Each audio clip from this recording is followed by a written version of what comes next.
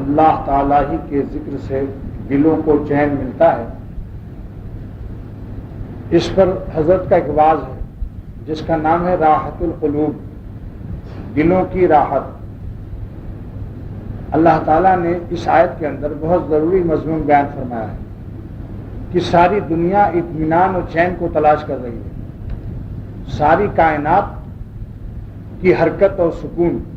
ہر انسان جو بھاگا جا رہا ہے بندر روڈ دکان کھولنے کے لیے، کوئی مچھلی کے شکار کے لیے لانچ میں بیٹھے بھاگے جا رہے ہیں، کوئی کپڑے کی دکان کھول رہا ہے، کوئی ڈاکٹر مریضوں کا علاج کر رہا ہے، جتنی بھی دنیا میں حرکت ہے سب کا مقصد سکون اور اطمینان قلب ہے۔ لیکن ان تمام جائز حرکتوں کے باوجود ایئر کنڈیشن لگانا جائز ہے، مرنڈا ٹھنڈا پینا جائز ہے، گرمی لگ رہی ہے، لیکن دل کا چین اللہ تعالیٰ فرما رہے ہیں کہ مگر حلق ٹھنڈا ہو جائے مرنڈا سے، سیون اپ سے، اور کھال ٹھنڈی ہو جائے ایئر کنڈیشن سے اور پنکھوں سے، لیکن دل کی ٹھنڈک اور دل کا چین ہماری یاد ہے۔ اگر ہماری یاد کی تم کو توفیق نہیں ہے تو ایئر کنڈیشن تمہارے کھال ٹھنڈے کر دیں گے۔ کھال کو پکڑو گے تو ایئر کنڈیشن میں جو شخص بیٹھا ہوا ہے آپ اس کے کھال کو پکڑیں گے جب تو ٹھنڈی ٹھنڈی کھال معلوم ہوگی، لیکن اس کا حال پوچھو، کھال کے بعد اس کا حال پوچھو کہ تمہارا حال بھی اچھا ہے، تمہارے دل میں بھی ٹھنڈک ہے، تو یہ کہے گا کہ دل تو جل رہا ہے آتش غم سے، غم کی آگ سے دل جل رہا ہے۔ تو معلوم یہ ہوا کہ دنیا میں کوئی چیز اللہ کے سوا ہمارے دل کو اطمینان اور چین نہیں پہنچا سکتی۔ اس دعوے کی دلیل خود اس آیت کے اندر موجود ہے، کیونکہ اللہ تعالیٰ نے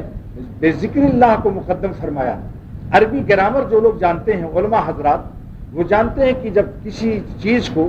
جو بعد میں آنی چاہیے جب اس کو پہلے بیان کیا جاتا ہے تو اس میں حصر کے معنی پیدا ہوتے ہیں۔ تو کیا ترجمہ ہوگا الا بذکر اللہ تطمئن القلوب کا؟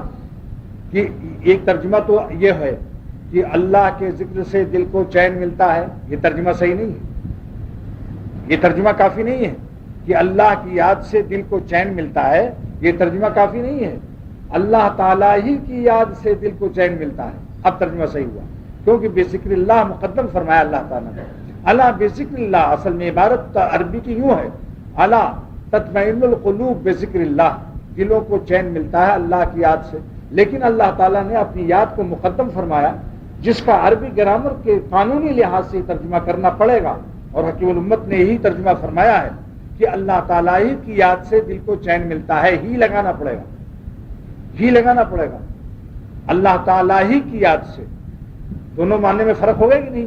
اگر کوئی کہتا ہے کہ اللہ تعالیٰ کے نام سے چین ملتا ہے تو معلوم ہے اور چیزوں سے بھی چین مل سکتا ہے، اللہ میاں کے نام سے بھی چین ملتا ہے اور مچھلی کھانے سے بھی چین ملتا ہے،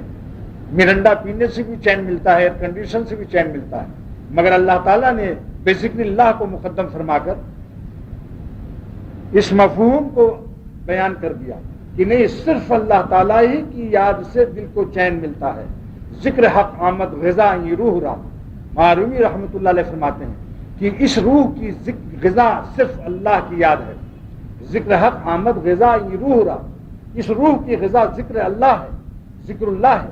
یہ کھانا پینا مکان بال بچے نہیں ہیں، کیونکہ روح یہاں سے